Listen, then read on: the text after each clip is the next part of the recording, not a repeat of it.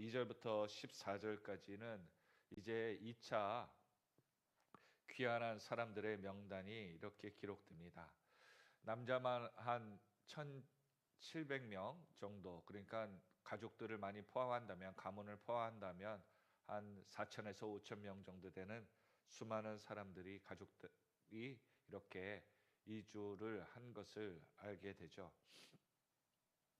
장장 4개월에 걸친 이주 과정이었습니다. 요즘 해외에 이민을 가더라도 뭐 하루 이틀, 또 아니면 짐을 붙여서 배로 간다면은 뭐 어느 정도의 기간이 걸리겠죠. 거리당 틀리겠지만 그렇게 이사를 하더라도 굉장히 쉬운 과정이 아닐 겁니다. 그런데 이 당시에는 뭐 이삿짐 센터가 있는 것도 아니고, 또한 무엇을 준비하는 데 안전을 보장한다는 것도 하나도 없었을 것입니다. 심지어 페르시아에서 아닥사스다 왕의 그 이야기를 통해 수많은 그 적들이, 길에서 도적들이 매복하여 4개월 동안이면 정말 짐을 밖에다가 놓고, 여러분 집에 있는 모든 가전제품, 귀중품들을 밖에 4개월 동안 놓고 그것을 지키면서 있다라고 생활한다 하면은 정말 끔찍한 일일 것입니다. 그런데 한 곳에 있어도 지형이 눈에 있고, 또한 지킬 곳과 안 지킬 곳이 있어 그곳에서 머물 수 있는 어떤 기간이 있겠지만, 이 매일매일 출발하여서 매일매일 가야 되는 그 입장에서는요, 결코 쉬운 여정이 아니었을 것입니다. 또 누군가 아프기라도 한다면 그 사람 때문이라도 쉽게 지체될 수 있는 여러 가지 상황들이 많았겠죠. 그럼에도 불구하고 오늘 이들은 포로기 70년, 그리고 성전이 지어진 지 60년이 지난 이후 이렇게 130년이 넘는 기간 동안의 후에, 자신이 태어나지도 않고 그냥 이야기로만 들었던 그 땅에 왕의 조서 하나 들고서는 자원하는 사람들 모았을 때 간다라고 얘기하는 것은 정말 쉽지 않을 것입니다. 우리가 모든 인생을 내가 투자하고, 또한 일했던 직장이나 사업장을 사람들이 쉽게 떠나지 못하죠. 만약 그것을 떠난다 그러면은 인생의 모든 것들이 정리되는 듯한 느낌이 들어 절망감이 들 것입니다. 우리가 지금 있는 시대에 살면서도 그런 일을 조금만 당해도 충격이 되는데, 자신이 앞길이 보장되거나 도움을 받는 것도 아니요, 또한 그곳의 안전을 보호받는 것도 아닙니다. 나라가 있어 페르시아가 지켜주는 것도 아니고, 이스라엘이란 나라가 세워지지도 않고 회파되었기에 그곳에서 이스라엘의 이름으로 보호받을 수 있는 입장도 아니었죠. 심지어 동족이라고 했지만 먼저 간 사람들은 다 털을 잡아 이제 60년, 한 세대, 두 세대가 지난 세대에 이제 얼굴도 모르는 사람들 앞에 내가 동족이니 하면서 페르시아에서 와서 터줏대감 있는 사람들에게 뭐라고 얘기할 수 있는 입장도 아니었을 것 같습니다. 마치 1차 시기에 그곳의 땅에 갔을 때 사마리아인과 현 거주민들이 굉장히 불쾌했던 것처럼 말이죠. 이렇게 가문에 의해서 온 사람들, 그러나 하나님께서 이들의 결단을 기억하고 있음을 우리는 보게 됩니다. 신앙이란 무엇일까? 우리는 고민하게 됩니다. 신앙은요, 결국 이스라엘이 멸망한 것은 내 원대로 살았고 사사기처럼 자기 원대로 했기 때문에 망하는 것입니다. 그러나 하나님의 뜻이 무엇인지를 분별하면서 하나님의 예배를 흐트러뜨리지 않고 하나님의 예배를 지키기 위해 사는 사람들, 그 사람들이 하나님이 기억하시는 사람이 된다는 것이죠. 페르시아에 있던 사람들은 이 족보에도 남지 않으니까 이후에 그들이 돌아왔을 때에도 어떤 일들이 있겠습니까? 기억하지 못하는 거예요. 그들이 살았다, 누구의 가문이다 라고 하는 것들이 우리가 몇천 년이 지난 이후에도 기억하지 못하는 겁니다. 우리 인생이 기억되지 못하는 인생으로 살게 된다면 그것은 어떤 의미가 있겠습니까? 오늘 5월 달도 우리가 살아가면서 사람에게, 또한 하나님에게 꼭 필요한 존재가 되기를 예수 그리스도의 이름으로 축원드립니다. 그것은 무엇입니까? 바로 첫 번째로는 예배의 회복이고 함께하는 자의 자리에 앉는 것입니다. 오늘 1절에 보니까 같이 한번 읽어보겠습니다. 시작. 아닥사스다 왕이 왕위에 있을 때에 나와 함께 바벨론에서 올라온 족장들과 그들의 계보는 이러하니라. 여기에 계보라는 단어를 보면요, 원어에 보면 야하스라는 원어가 있습니다. 그 뜻에 보면 내가 등록하다, 수를 세다라는 의미가 있는데요. 정확하게 또 해석을 해보면 스스로 등록하다라는 자발성을 가지고 있습니다. 저희가 있는 교회에서도 여기 5층에 보면 종친 사무실이 있습니다. 그 종친에 등록되기 위해서는요, 종친의 그 분들이 일일이 후손들을 찾아다니지 않더라고요. 그냥 계시다가 사무실에서 연락을 받습니다. 나 누구누구의 후손인데요, 몇 대손인데요, 종친의 이름을 좀 올려주세요. 그러면은 이분이 이제 그 족보를 검색을 해서 누구누구의 후손, 누구누구의 자손이구나 등록을 해놓더라고요. 그러니까 등록할 거나 등록하지 못하면 종문에서 있는 여러 가지의 그 가족에 대한 혜택들이라든지 여러 가지 종친에서 하는 그런 부분들에 누락이 될 수 있다는 거죠. 오늘 1절에 있는 것처럼 이 계보는요, 어떻게 기록됐겠습니까? 이 페르시아에 있던 사람들도 분명히 계보가 있었을 것입니다. 그런데 하나님이 기억하지 않는 거예요. 참 특이하죠. 오늘 아닥사스다 왕은 하나님의 계보에 들어가 있지 않습니다. 그런데 하나님의 일을, 하나님의 예배를 세우기에 노력하니까 하나님이 기억하셔서 족보 가운데도 이름이 있더라고요. 족보를 넣는 것이 아니라 족보를 넣는 그 가운데 아닥사스다 왕이 제일 먼저 이름이 들어가네요. 오늘 저와 여러분 그렇습니다. 내가 하나님의 자손이 후손이 아닐지라도 하나님을 위해서 애쓰는 그 마음을 하나님이 기억하셔서 그 이름을 위대하게 만드시는 것 같습니다. 그래서 오늘 1절에 보니까 아닥사스 왕이 왕위에 있을 때 여기 중요한 단어가 나오죠. 나와 함께 바벨론에서 올라온 족장들과. 오늘 하나님이 어떤 사람을 기억하는가 보면요, 하나님의 일을 하는 사람도 중요하지만 나와 함께 올라온 사람들이라는 거예요.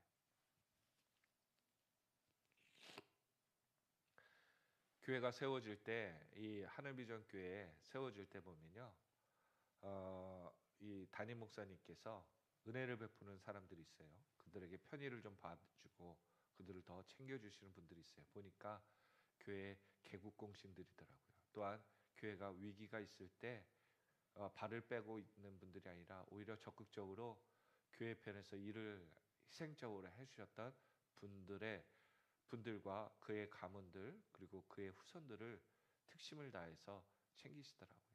왜 그럴까요? 오늘 이 하남 지역에도 하남교회를, 하늘비전교회를 세워주셨을 때 보면 제 마음의 감동이 이게 있었어요.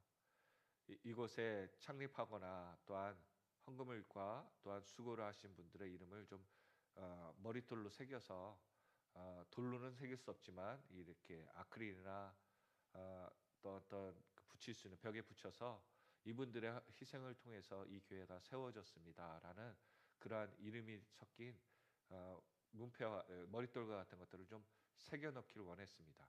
그런데 또 한편으로는 이것에 대해서 좀 거부감이 일어나는 분들도 있었고, 또 하나는 이름이 혹시 누락이 되면 시험에 든다고 해서 오히려 이런 부분들에서 지금 또 그런 부분들의 또 애로사항들을 얘기하시더라고요.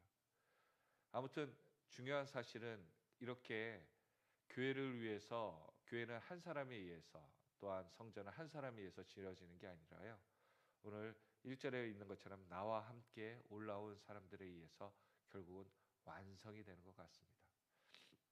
페르시아에서 물질로 후원한 가족들도 있었겠죠. 믿음의 사람들도 있었을 것입니다. 또한 페르시아에 있다고 하여서 믿음이 없어지는 것도 아니겠죠. 일설에 의하면 전설이겠지만 페르시아에 끌려갔을 때 악기를 다루는 사람들이요, 그 하나님의 성전에서 악기를 다루는 사람들이 혹시 자신들이 또 그 페르시아의 우상들 섬기는 신들에게 끌려가서 그들을 또 찬양하는 그러한 악기 연주자가 될까 해서 자신의 손들을 직접 망가뜨렸다라는 그런 이야기가 있습니다. 뭐 이제 그것이 역사적으로 있었냐 아니냐 그거는 이제 추후의 문제고요. 그만큼 그렇게 특심으로 하나님에 대한 마음을 가졌던 사람이라는 거죠. 그래서 오늘 저와 여러분들이 하나님 앞에 우리가 아유 물질 드리면 됐지 이렇게 끝날 것이 아니라요. 결국 물질을 드린다는 의미는 뭘까요? 헌금을 드린다는 의미는 뭘까요? 결국 하나님이 나를 쓰시고자 할 때는 내가 처음 평소에는 그러한 물질을 드림으로 나의 마음을 결단하고 내 결심을 결단했다면 정작 하나님이 쓰이겠다고 하면 그곳에 나가는 것입니다. 그것을 위해서 우리가 헌금에 대한 훈련을 한다는 거죠. 헌금을 드리고 끝나는 것이 아니라 내가 하나님이 언제든지 쓰시겠으면은 이 물질의 주인이고 이 물질만이 아니라 내 인생 나의 삶까지도 하나님의 것입니다라고 고백하며 드리는 과정이 헌금의 드림의 과정이라는 것입니다. 그래서 하나님께서 쓰시고자 할 때 이제는 물질만이 아니라 내가 하나님 앞에 쓰임 받겠습니다라고 나를 드리는 과정이 되어야 된다는 것이죠. 그러기에 오늘 1절에 있는 것처럼 에스라가 하나님의 성전을 위해서 한다라고 했을 때 그와 함께 올라온 족장들 그리고 그들의 그 후손들이 함께 동참을 하게 됩니다. 하늘나라의 길은 어떤 길이라고 성경은 말씀하고 있습니까? 예수님은 크고 넓은 길이라고 얘기하지 않습니다. 좁고 또한 통과하기 힘든 길이라고 얘기해요. 심지어 우리가 떳떳하게 목을 들고 허리를 펴고 들어가는 길이 아니라 겸손하게 허리를 숙이고 무릎을 꿇어 들어가는 길일 거라는 생각까지 들지요. 그런데 나는 나의 신앙생활은 어떻습니까? 오늘 우리의 삶 가운데 하나님과 동행하고 있습니까? 아니면 아직도 세상 가운데 빠져 모든 환경들을 세상의 눈으로 나의 중심의 눈으로 파악하고 또한 살고 있습니까? 오늘 저와 여러분의 믿음의 자리는 어디입니까? 내가 믿는다고 하면서 서 있는 자리는 어디입니까? 오늘 그것을 깨닫고 나가는 저와 여러분이 다 되기를 예수 그리스도의 이름으로 축원드립니다. 두 번째로는 2절 이하에 보면 비느하스라고 하며 따라온 자손들의 이름을 세밀하게 기록합니다. 아마 에스라 입장에서는 한 분 한 분이 제일 고마운 가족이고 또한 그들의 안전에 대한 책임감과 또한 그들의 헌신을 기억할 수밖에 없는 그러한 가문들이 내용들이 있었겠죠. 그때 여기에 기록한 비느하스라고 얘기합니다. 비느하스는 아론의 손자죠. 이전에는 2장에서는 이렇게 1차 때 출발한 사람들이 스룹바벨과 같은 왕족 리더자들 대표로 세워서 그들이 가문을 끌고 자원했다라고 얘기했지만 이제는 제사장의 가문을 선두에 서서 기록하고 있습니다. 그 이유가 뭐겠습니까? 이 2차 성전을 출발하는 예루살렘을 위해서 출발하는 그 목적이 바로 제사에 있다는 것을 알려주기 위한 또한 중심적인 내용이라는 것을 기록하기 위해서 비느하스라는 아론의 후손을 기록하기 시작한 것입니다. 오늘 저와 여러분에게도 우리가 성전이 지어지기 전에는 우리가 성전을 짓기 위해서 하나님의 성전을 세우기 위해서 애쓰겠지만 성전이 지어진 다음에 무엇이 필요합니까? 내적인 영적인 그 바름과 또한 세움이 필요합니다. 그렇습니다. 교회는 건물이 있다고 해서 교회가 아니라 내적으로 하나님 앞에 온전한 사람들이 모여서 하나님 앞에 예배를 드리는 것이 바로 진정한 교회이겠죠. 그러기에 우리가 하나님 앞에 예배를 드릴 때 정말 내 자신을 다시 한번 돌아보고 예배에 합당하게 또한 예배에 오늘 자원하는 계수하는 사람들 족보에 있었던 것처럼 우리가 하나님의 일에 미루는 사람들이 아니라 솔선수범하기를 바랍니다. 결국은요. 우리의 시간이 지나면 하나님이 어떤 사람을 도와주겠습니까? 내가 하나님 앞에 온전히 모든 것을 올인하는 사람들의 인생을 하나님 도와주지 않겠습니까? 그런데 내가 내일이 우선이고 내 가족이 우선이고 내가 결정한 것이 우선이라 살고 예배를 등한시하는 그 모습 가운데 여러분 생각해 보십시오. 이럴 땐 예배를 드리고 이럴 땐 예배를 드리지 않으면 결국은 하나님이 복을 주실 때 이런저런 핑계 대면서 이럴 땐 너한테 복을 못 주고 이것 때문에 너한테 이건 너에게 복을 나중에 주겠다라고 미루신다면 그 인생은 복 받는 인생이겠습니까? 아니면 우리의 신앙들이 정말 어떠한 모습으로 하나님 앞에 평가되고 있습니까? 결국 우리가 뿌린 대로 심은 대로 우리가 거두게 되는데 우리의 나중에 지금의 열매는 바로 우리의 과거에 뿌렸던 열매이고 또한 오늘 뿌리는 열매가 이후에 우리가 하나님 앞에 받을 복들이 미루어지는 이유가 될 수 있고 빨리 받는 이유가 될 줄로 믿습니다. 그러기에 우리는 예배를 신앙을 포기하지 마십시오. 우리가 코로나라면은 우리가 쉽게 영상으로 예배를 드린다는 이유를 댈 수 있을 거예요. 그러나 그 당시에도 교회에 달려와서 예배를 드렸던 사람들도 있었다는 것을 여러분 기억하시기 바랍니다. 내 생명이 하나님이 데려가시더라도 현장에서 드리는 예배를 포기하지 않겠다. 그렇다면 지금 우리는 무엇 때문에 우리의 예배를 주저주저하고 있습니까? 코로나 때문인가요? 아니면 내 피곤함 때문인가요?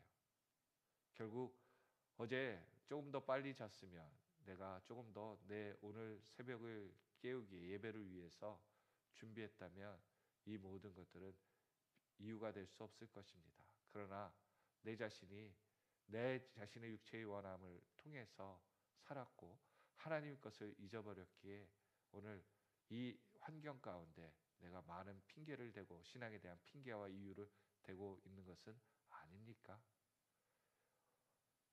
우리의 삶 가운데 하나님이 우리의 기도를 어느 때 들어주실까? 우리에게 어느 사람에게 복을 주실 수 있을까? 우리의 열심과 하나님의 특심, 그 열정. 오늘 아닥사스다 왕이 하나님에 대한 열정을 가지니까 하나님이 그의 이름을 기억하시더라고요. 열심히 일하도 드려도 페르시아에서 이름 없는 존재가 되어 끝나는 것이 아니라 오늘 끝까지 물질이 드렸다라고 끝나는 인생이 아니라 하나님이 부르실 때도 언제나 예배의 장소, 하나님이 원하는 뜻을 이루어가는 그 장소에 남아서 하나님이 기억하시는 그 믿음의 후손들, 가문들이 다 되시기를 예수 그리스도의 이름으로 축원드립니다. 기도하겠습니다.